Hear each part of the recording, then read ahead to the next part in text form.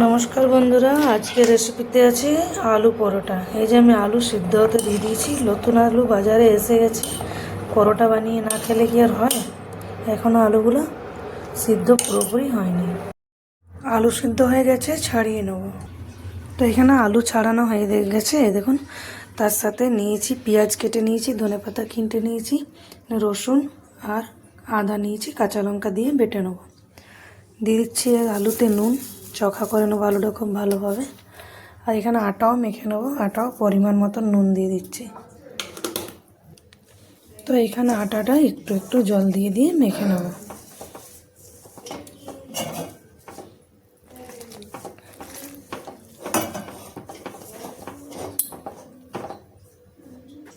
তো এখানে আটা মাখা হয়ে গেছে। এবার পুরটা আলুর এখানে মশলা বানাবার জন্য একটু কড়াই বসিয়ে নিয়েছি। দিয়ে দিচ্ছি তেল, সর্ষের তেল দিলাম, দিয়ে পেঁয়াজ কাটাগুলো দিয়ে দেবো।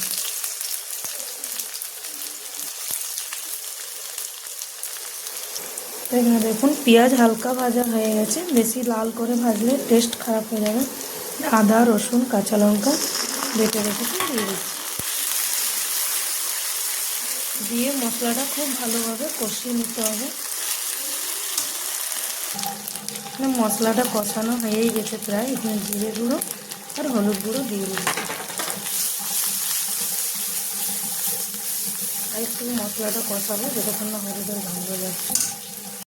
তো এখানে মশলা কষানো পুরো হয়ে গেছে। এই যে আলু মাখাটা দিয়ে দেবো। এই আলুটা আমি নুন দিয়ে মেখে রেখেছিলাম, আর একটু নুন আমি দিব।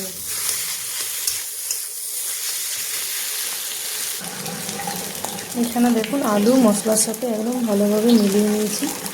দিয়ে দিচ্ছি হালকা একটু নুন,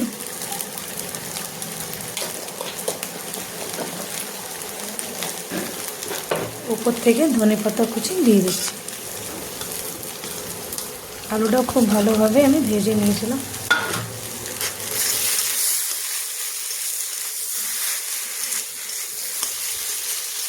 তো হয়ে গেছে, খুব ভালোভাবে ভাজা বন্ধ করে দিলাম, ঠান্ডা করে। তো এখানে খুব ভালোভাবে ঠান্ডা হয়ে গেছে। এবার আমি পরোটাগুলো বানিয়ে নেব। যে আটার থেকে লিচি কেটে নিচ্ছি, বড় সাইজের লিচি কেটেছি, নিয়ে এরকম গোল বানিয়ে নেব। বানিয়ে এরকম একটা বাটির এটাকে শেপ দিতে হবে। নতুন আলু বাজারে এলে এরকমভাবে আলু পরোটা বানিয়ে খেয়ে দেখুন, খুব টেস্ট লাগবে। যে একটা বাটির আকারে বানিয়ে নিয়েছি, এখানে আলুর পুরটা দিয়ে দেবো আমি।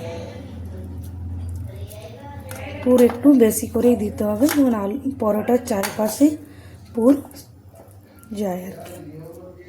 এটা একটু চেপে দিচ্ছি, চেপে দিয়ে মুটাকে খুব ইজি প্রসেসে লক করে দেবো। এই যে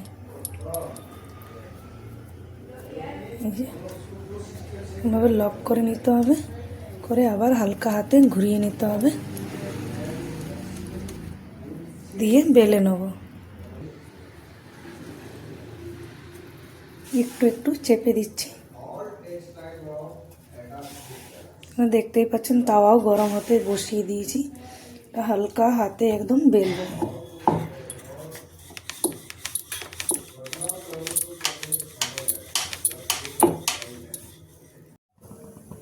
তো এখানে আমার তাওয়া গরম হয়ে গেছে। এই দেখুন খুব সুন্দরভাবে বেলা হয়ে গেছে, সেঁকে নেব। এখানে আমি আরেকটা বানিয়ে দেখাচ্ছি। এই যে এইভাবে গোল করে নিতে হবে, ফির একটা বাটির শেপ দিতে হবে। এই যে পুর দিয়ে দিলাম, দিয়ে মুখটা লক করে দিতে হবে। বাস, কত ইজি প্রসেসে দেখুন আলুর পরোটা তৈরি হয়ে যাচ্ছে। আর এই পরোটার সাথে কিচ্ছু চাই না খেতে, শুধুতেই খেতে পারতে হবে।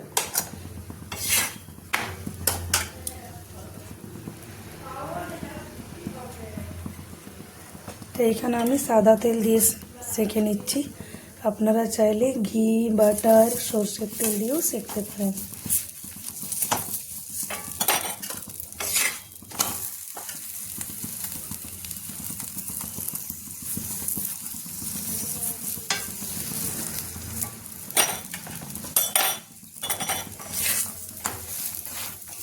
এরকম লাল করে তেল দিয়ে ভেজে নিতে হবে।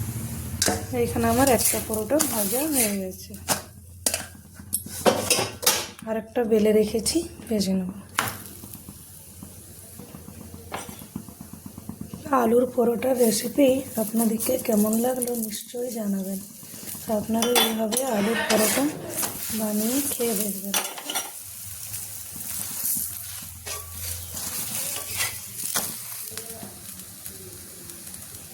রেসিপি যদি ভালো লাগে লাইক সাবস্ক্রাইব নিশ্চয়ই করবেন। ভালো থাকবেন, সুস্থ থাকবেন। পরের রেসিপি নিয়ে আবার আপনাদের সাথে দেখা হবে। Bye bye.